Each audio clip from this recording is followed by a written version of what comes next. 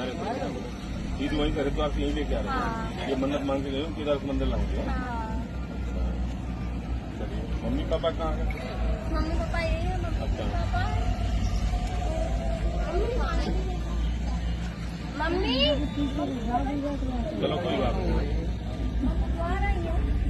चलिए, बहुत अच्छा लगा। ठीक है, आप लोगों की भगवान की तरफ से आपकी मनोकामना पूरी करें और शुभकामनाएं आपको। बहुत अच्छा लगा। ठीक है, और किसी कोई बात नहीं पूछे तो आप कितनी आई दोनों?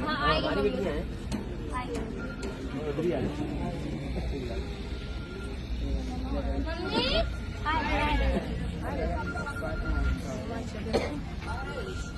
एक मिनट।